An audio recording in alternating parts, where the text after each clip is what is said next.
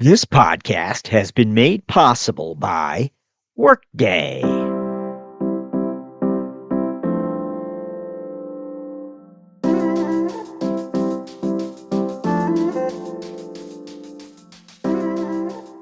Welcome to Workplace Champions. This episode will be featuring the workforce insights and commentary of four finance leaders, including CFO Kevin Rubin of Alteryx, CFO James Moylan of Sienna, CFO Brian Gladden of Zealous, and CFO Razik Jowl of Flowcast. And once more, we're pleased to feature performance management guru Brett Knowles as our resident thought leader as we together seek to highlight the takeaways from our distinguished group of workplace champions. Brett Knowles joins us after this. In a world that's always changing, one thing never does: your need to adapt, your need to evolve, your need to grow.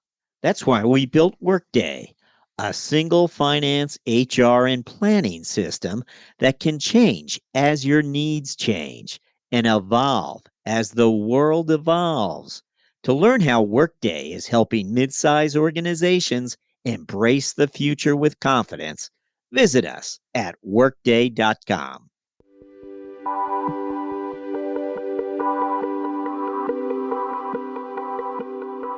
Hi, it's Jack Sweeney, and I'm here with Brett Knowles. And Brett, what was the expression we were just talking about that put a twist on the latest buzz phrase?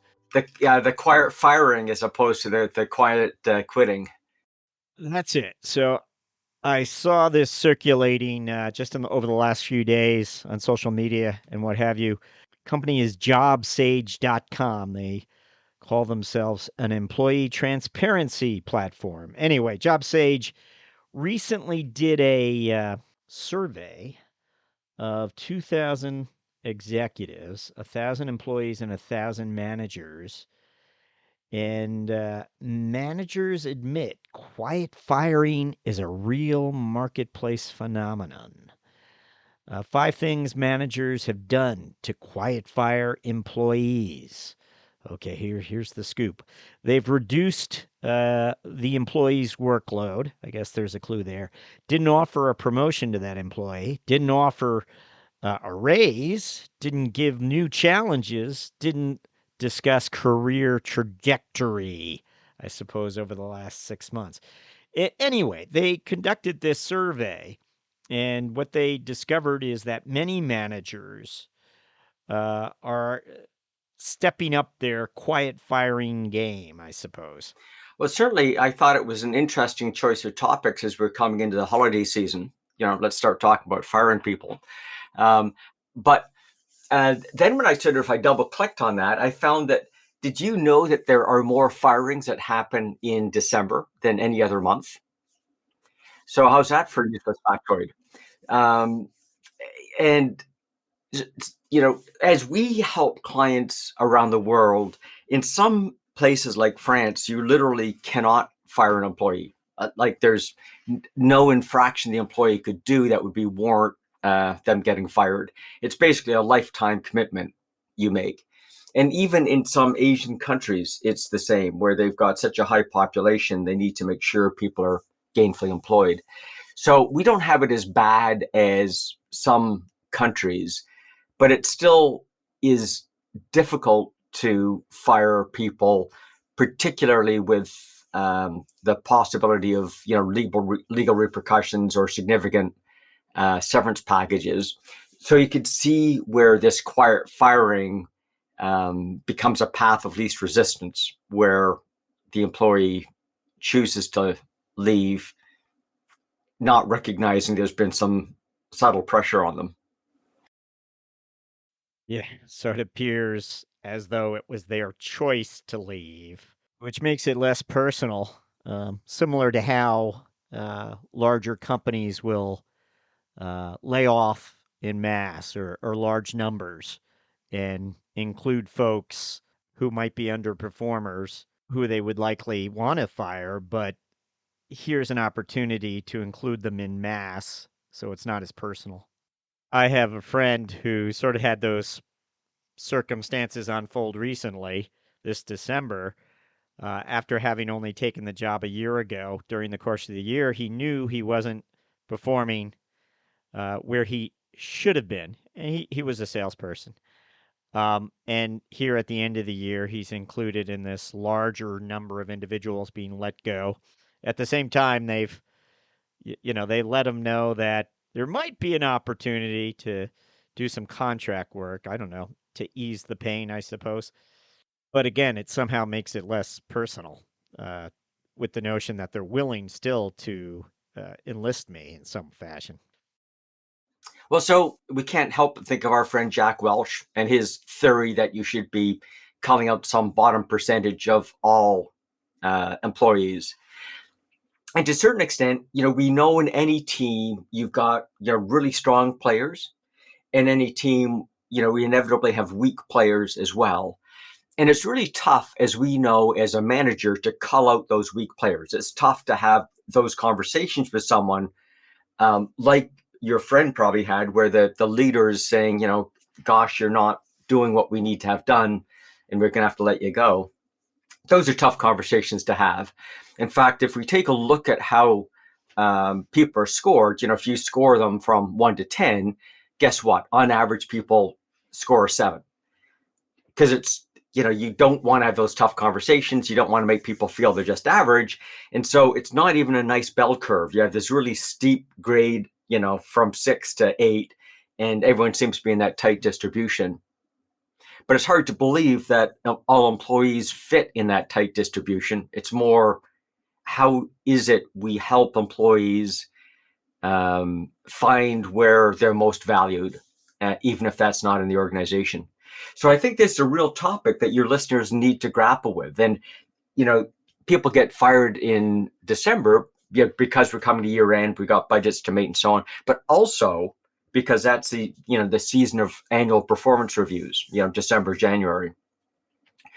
And so we need to explore how we can help everyone, your listeners, grapple with tough employees that aren't pulling their weight.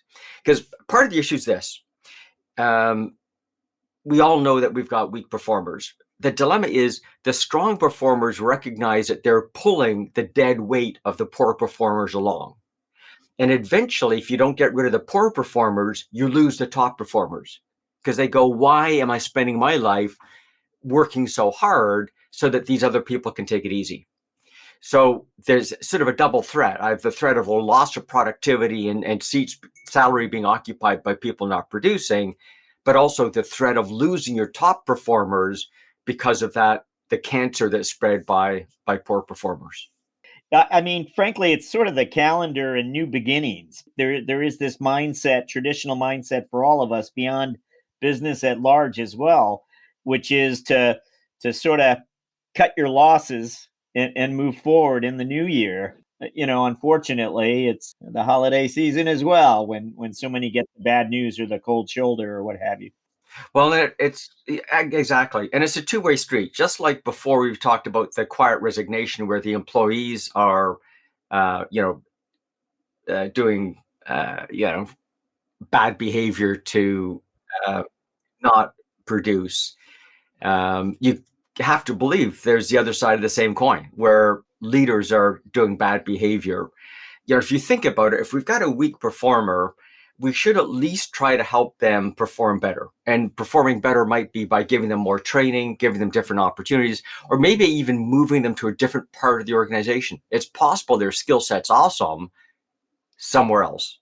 So, for example, we've seen many cases where we've got customer support people who understand the product inside and out, but they just don't have that bedside mannerisms. They don't have the right behaviors that enable success.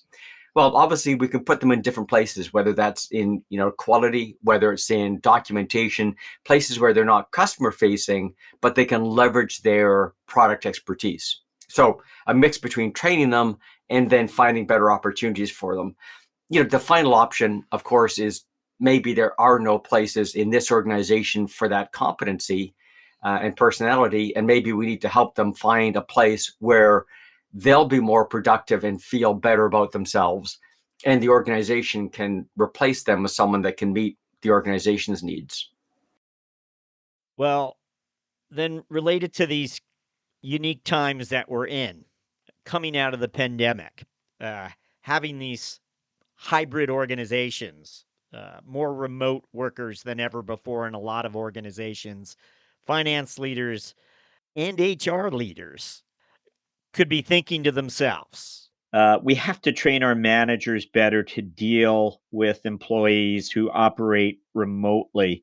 We've never invested and we're not getting the results we want. Under these circumstances, I was going to allocate these dollars, but given the economic environment now, I don't think I will. It would seem to me that a lot of organizations could be at risk if their reaction to the possibility of a long recession is to quickly cut back on management dollars, training dollars. What do you think? Is that a scenario that could be unfolding, or is it unlikely? Well, certainly in recessions, what we've seen before is the first thing that gets cut is training, right? Because it looks like it's to some extent discretionary spending. So you're right, we do tend to call back on those things. We also see reduction in inventory because I don't want to have that carrying cost. But then, of course, the third phase is we end up seeing head cuts where we're trying to reduce the cost of salary because, again, that seems to be a variable expense. I can't sell off part of the building or some of the furniture. So unfortunately, because of the way that we pay people, which is a monthly basis or biweekly, it looks like it's discretionary spending and something that I can adjust. So you're right, we will see some pressure. The interesting thing we're seeing here is we know you and I have talked for many months about the tough employment environment out there. I think the mitigating force here is people are concerned that if I do get rid of someone, it's going to be super tough to find someone else to replace that individual. And therefore, am I better off for the poor performer that shows up every day as opposed to no one? For managers finding themselves under pressure, it's a lousy choice. Well, no, but it's a good segue for the people that we're listening to today. Wow, there's my cue. So let me ask the question: how so? So, all of these four people talk about different approaches about how to look at that human capital pool. So we're not looking at individuals, but how do I manage them as a collective unit? And how should I think about that asset we have called human capital? And we call it human capital because there are characteristics like financial capital. Depreciates over time. You've got to invest it wisely. But there's also a lot of things that the tangible asset world, the financial capital, don't reflect on human capital. And so we need to be careful that we don't begin thinking of them as just another asset like inventory that depreciates over time, right? The simple model is the more you use your brain, the more it's worth. But the more you use a piece of production equipment, the less it's worth. That's why we depreciate them. So there's some aspects of capital we can leverage, others we can't. I think these four people give us some perspectives to keep in mind. Okay, well, we'll begin with Kevin Rubin, who is CFO of Alteryx. He will be our first workplace champion this episode. Kevin's episode, which is 860 on CFO Thought Leader, begins with a really interesting anecdote about the dot-com bubble. At the time, Kevin is a young accountant inside Arthur Andersen, which, of course, the year is 2000. Arthur Andersen will collapse shortly. But at the time, what he's watching is all the young talent leaving Andersen and other big five counting houses to join dot coms, and they're being lured out. And again, in business history, this was really a very unique chapter. And all the accounting houses were struggling, trying to figure out how to hold on to people. And Kevin's story is that with everyone that left, his workload increased because there was a shortage of people. Uh, but right now, what I'll tee up this clip. This is where I was asking him about how he looks at talent. How does he measure it? And here's what he shared.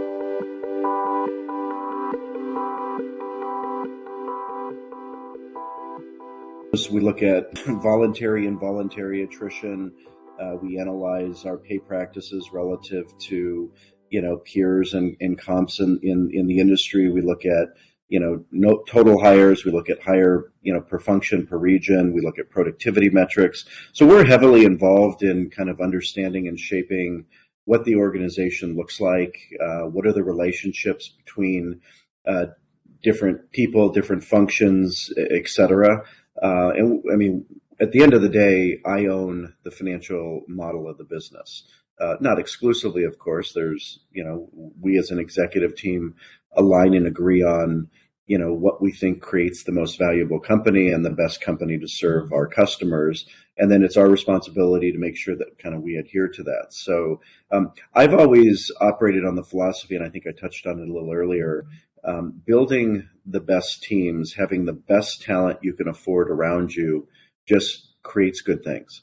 And so while that's certainly how I operate as a leader and building out my organization, I instill that same philosophy on the organization as a whole. And where possible, we need to get the best talent that we can afford, during and post pandemic that, we're in a world now where boundaries of offices don't necessarily restrict where you're hiring from. So you've got talent pools that you can go tap into that previously companies were hesitant to, right? We didn't want, majority of our workforce being remote. We felt that was not a competitive advantage. And, here we are 2 years later believing that the best talent wins and, we're not encumbered any longer by the four walls of our offices. So, I'd like to believe that, we help shape that significantly.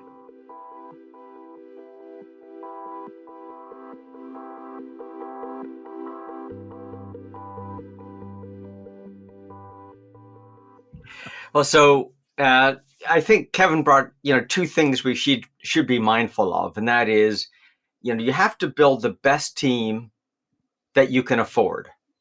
So, we don't have endless resources. We can't hire and attract, the team that Google has, for example. And so, I was dealing with some generals not that long ago, and they said, you have to go to war with the army that you're given. In other words, when the event occurs, you don't have the chance to go rebuild a new army. Whatever you're given, that's what you got to go fight with. Recognize you don't have endless resources to hire great people. So figure out what you can do with those that you can afford. I think his second point was about boundaryless hiring. Like we've all recognized now that with the advent of Zoom and technology, what we were forced into through COVID, we can hire people anywhere in the world. What he doesn't talk about is the downside. What is the burden that we bear because we have employees now dispersed all over the world working from home? Now, ordinarily, you talk about things, we talk about things, and describe them as challenges. You're using the word burden. Why is burden appropriate? The idea is I think there's a burden on organizations that we've been ignoring, and that is, what is the burden on leadership to run these disparate organizations where we have people working from home and around the globe and perhaps never even meeting each other face to face? That all sounds great, and it probably is. You get access to perhaps better skills at a different price point. But there's a burden on leadership to somehow rally the troops and keep us aligned, right? Ironically, I started off myself with Arthur Andersen, and back then, every morning you'd hang out in the cafeteria with the other guys and gals talking about whatever the clients were and whatever the hockey game score was the night before. That's kind of disappeared from our social lives. And somehow leaders have to replace that with some other activity that breaks the barriers down, allows us to relate to each other on a person-to-person basis, as opposed to our only relationship is around the transactions, the work we do. Well, you mentioned Jack Welch earlier. Our next workplace champion is someone who worked under him during the early chapter of his career. He came up the ranks at GE. He was also worked closely with Jeff Immelt after, and he became CEO actually of GE Plastics, which was ultimately sold to a Saudi-based company. But Brian Gladden, who went on to be CFO of Dell for 6 years, or nearly 6 or 7 years, is today CFO of Zealous, and that episode is 858. But we engaged him on the topic of talent, and he had some things to say, Brett. So here is Brian Gladden.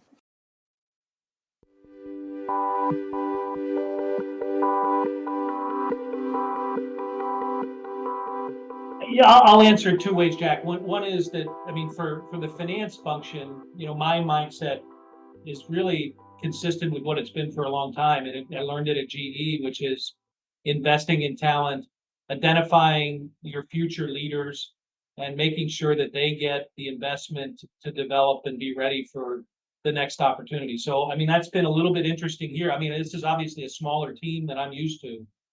And finding and isolating those individuals who you think can ultimately be your next generation of leaders, communicating with them, giving them opportunities to take on projects, mentoring them, spending time with them, coaching them, and giving them opportunities to go get some outside training to further their careers, and then moving them around and giving them lots of different opportunities is all part of it. And that's exactly what I went through in GE, and I'm trying to do that as much here at Zealous as well. The broader question around the talent pool that we deal with as the whole company is, I find myself spending a lot more time with our senior HR team and our HR leader.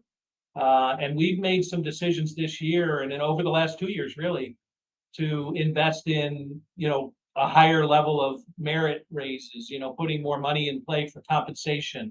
We've expanded participation in our bonus pool. We've improved the quality of our benefits program and addressed some deficiencies we found there. We're creating, a more employee-friendly kind of environment and investing in things like, lunches for our employees to try and get them back into the office. So, I mean, I find myself spending a lot of time on very culturally driven dynamics and we've made some really, really great progress. If you look at the attrition rates we saw last year across our company, were quite high, over 20%. And we're now seeing attrition rates this year, after we've made a lot of these changes and communicated them and helped our teams understand what we're doing. We're now half of what we were last year. So now it's a different environment. I think people are starting to realize it's not as easy to find a job out there. But I would also say we've seen it in our employee survey and feedback from the teams that they really appreciate what we've done. And that's not natural for the CFO to be at the table putting more money in play for those kinds of things. But we've realized that that's our biggest asset in our company, is having a great team. And so it's been an important part of what I've done in the last 18 months here.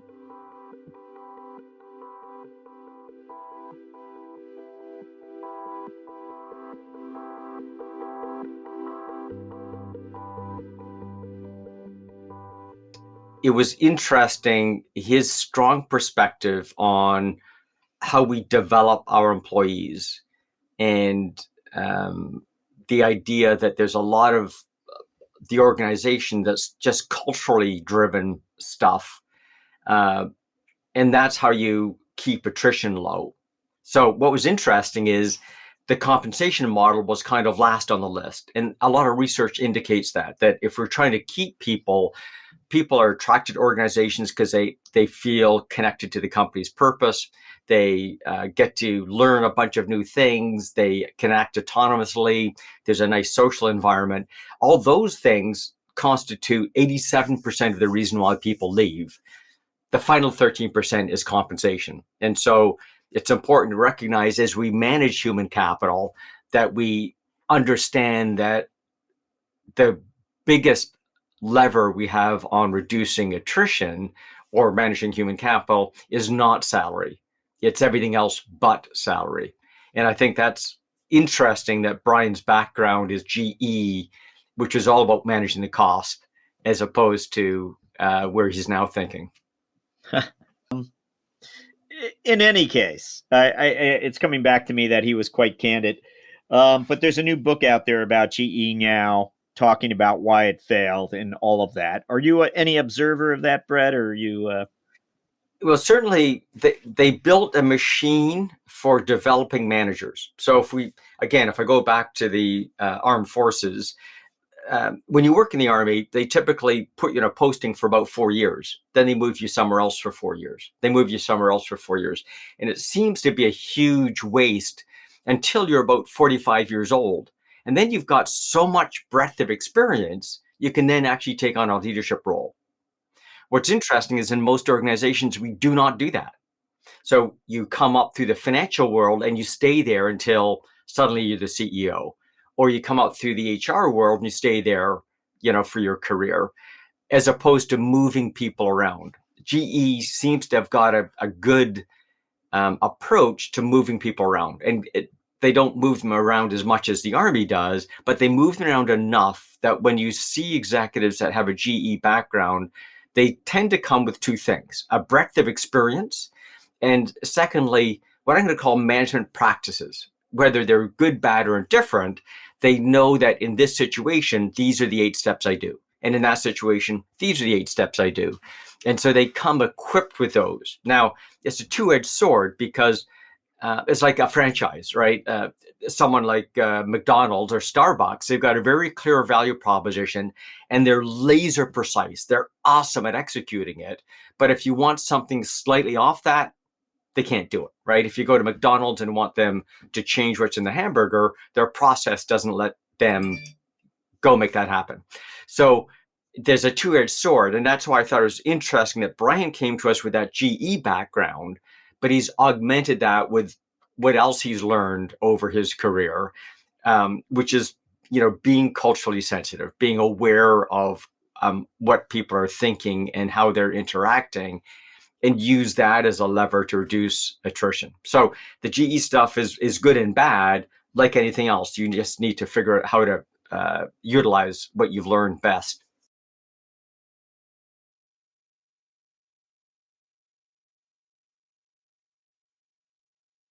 Okay, well, our next workplace champion is CFO Razik Jallo of Flowcast.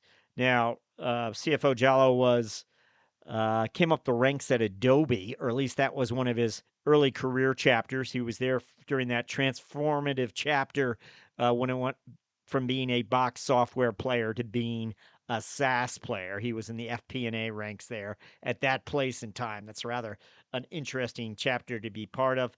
He clearly has given talent and the workforce a good deal of thought. So I was looking forward to sharing this clip with you, Brett. This is CFO Razik Jallo.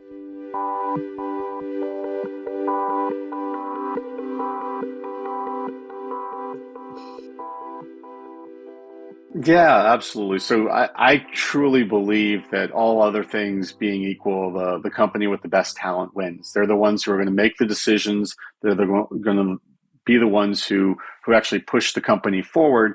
And even if maybe one company has a slightly worse product or slightly worse market position, if they're constantly making better decisions than the other companies, they're going to eventually win. And so to do that, you've got to attract and retain top talent. It's much easier when you have the brand of and the reach of Apple or Google to attract that top talent. So you've got to find the right fit for a different type of challenge, right? So the thing that I found really works is at the Lookers and the Flowcasts to really sell them on how much experience someone's going to get. Someone who wants to not just do one thing and be best in the world at it, but someone who wants to learn many, many different things and isn't afraid to jump in and try and learn something that they've never done before. And those types of people tend to do really well at small, fast scaling companies. But then, that's how you can weed out the ones that might be a great fit. Then you've got to find a way to retain them. And this is something that I'm really passionate about, is that companies should absolutely overinvest in technology and automation for their teams. If you hire someone brilliant and then you ask them to spend 80% of their time doing manual work and not using their smart mind, they're going to be miserable. You're not getting much value out of them, and they're going to leave. There's no amount of money. Well, that might not be true, but throwing more and more money at someone while you're wasting their time isn't a good talent management strategy. And so, we believe in that, especially in the accounting space, where talent is very scarce. There's less and less people choosing accounting and getting a CPA as a profession. There's more and more people leaving that profession. At the same time, there's more and more demand in the market for people with CPAs and accounting backgrounds. And so if you want to attract the very best accountants and you want to keep them around and you want them to be happy and drive value in your business, you owe it to yourself to invest in technology and tools that take away the manual, mundane work. And so a lot of companies make this mistake of saying, well, I don't have all the tools I need, so I need to hire someone, really smart and really expensive because it's a tough job. Investing in the tools, you're not going to be able to retain them, because then they're going to come in and you're going to say, great, our close takes 30 days every month, so they're spending 100% of their time closing the books each month. They don't have any time to do all the great things that you hired them for.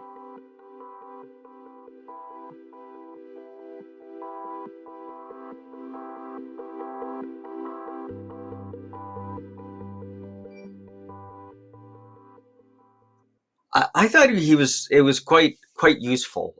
He talks about how the best talent wins, right? That's back to, you got to fight the war with the army you're given. And again, he touches on the same stuff that Brian did. You convince people to join for challenges and so on. What I thought was most interesting is his quote where he says, throwing more money at somebody while you're wasting their time isn't a good talent management strategy.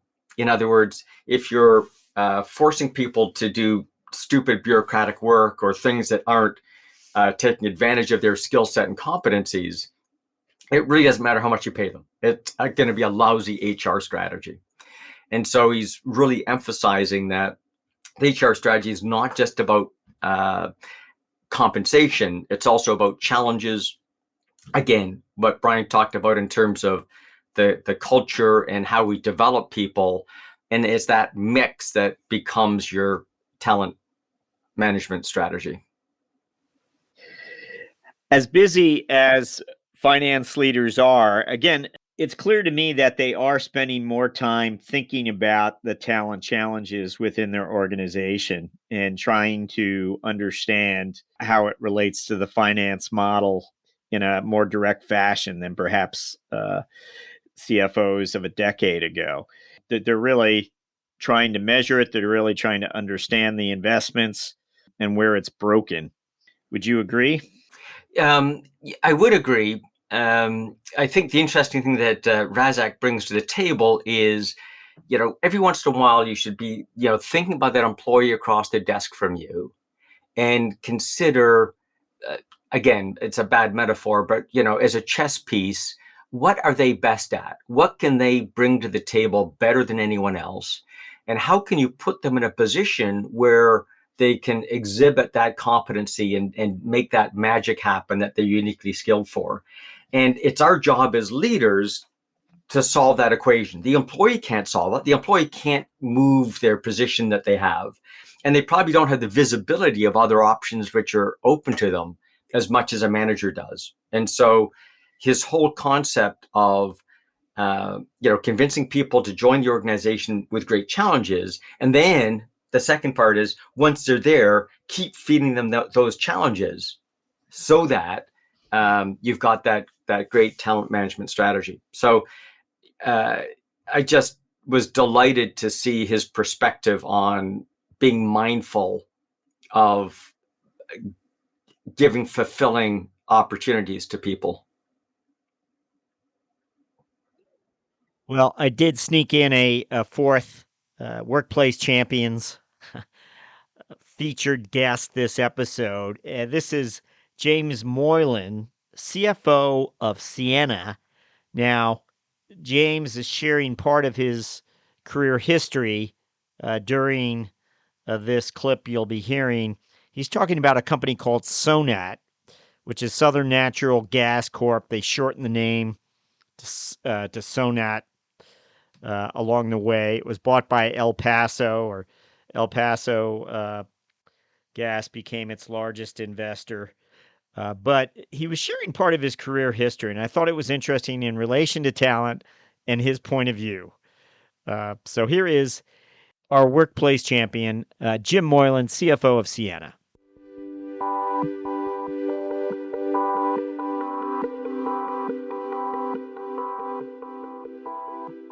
Well, I mentioned that I was hired as a financial planner in one of the subsidiaries, and the team was about 4 or 5 people. And within a year and a half, I was given responsibility to lead that group of people.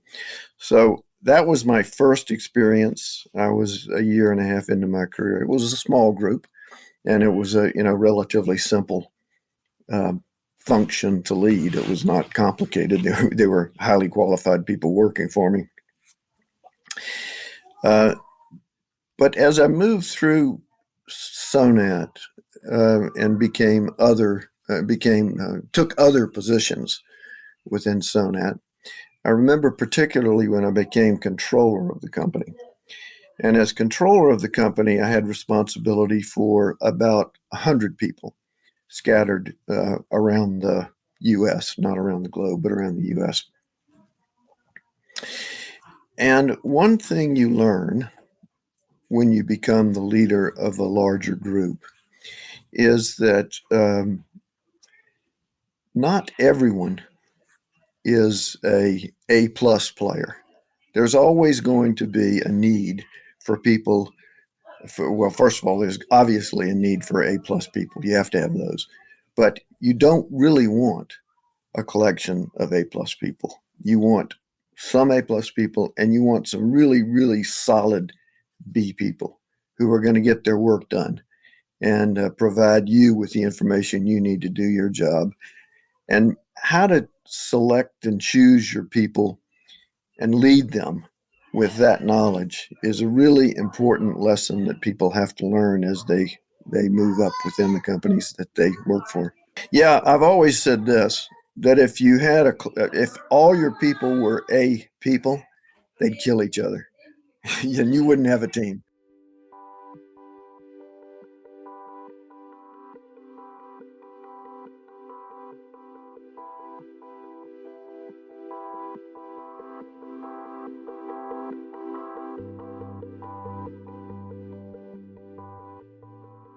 Interesting.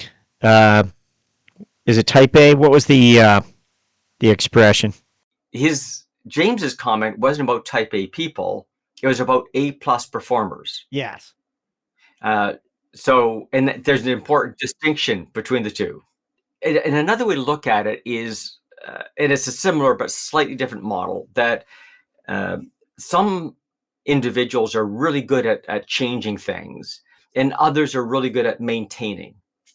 And maintainers are people that, can come in every single day and do the same sales process, or do the same accounting transaction, or, answer the same customer complaints day in, day out. Whereas change people want to go in and make the process better. How can we answer that call faster? How can we do the transaction with a higher quality? How can we serve that customer better? And you can get chaos if you have too many change artists in your organization, because then everything gets changed all the time, and it becomes, trying to grab that bar of soap in the shower. So you need the right mix of maintainers and changers. And that changes over the life of the business, right? Obviously, in those early formative years, I need a bunch of very creative change artists. But later on, those are the very people that are going to disrupt the organization and take it away from that proven path, right? Again, back to my metaphor of McDonald's. We don't want change people anymore. We want maintainers. So if we take a look at banks, like significant banks like Citi or Bank of America, they're typically looking at 80 or 90% maintainers, 10 or 20% change people. And that might reflect on what James is talking about in terms of not everyone can be an A+ player, right? Not everyone can lead your organization. And the typical pyramid is, 1 to 7. So in theory, 1/8 of your employees should be those A people that are trying to lead it, and the rest of them are B players. Now, it all depends on what you define an A or B, or a maintainer changer, but the idea is we do need different style types in organizations. And if we reflect back now on what all 4 of our thought leaders have shared with us, it's about being mindful of the mix of the team. So across the team, I have the right mix of leaders and followers, or I have the right mix of change people and maintainers, or extroverts and introverts. I don't care what the characteristics are. You look at them, understand that diversity is super important. And it's that diversity that both leads us to grow the organization, but also sustain it. And if you get the mix wrong, bad things happen. The second thing we learned is it's up to you as a leader to make those decisions, that the employee can't choose for themselves. They can exhibit their discomfort or unhappiness, that quiet resignation story that we've been talking about. But it's actually the leader that has to orchestrate what that move looks like. And so if we go back to the original article that you brought forward of this quiet firing, think of that as the manager's job. And it's whether it's quiet firing or quiet rearranging the organization or quiet promoting, you should be constantly mindful of that team, the team dynamics, what's happening in the marketplace, what's happening in the business, and constantly juggling those balls to optimize working with the best team you can afford to buy.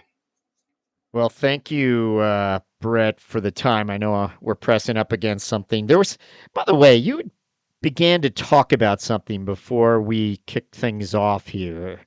Was it some piece of technology or something?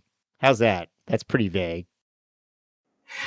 Yeah, I'm just looking right now for, and you're a smart lad. You probably this sharp your head. There's a new app out that's like CHBT or something that's using AI to be able to write blogs and so on. Have you seen that? That's something I've heard about, Chat GPT. But just on the bigger subject of AI, next in 2023, I think we'll be talking about it much more. I don't suspect you doubt that. Well, your homework, my friend, is to go play with Chat GPT and be scared. Be very scared. Yeah, the world of information is about to be disrupted all over again. Here we go. Safe travels, Brett.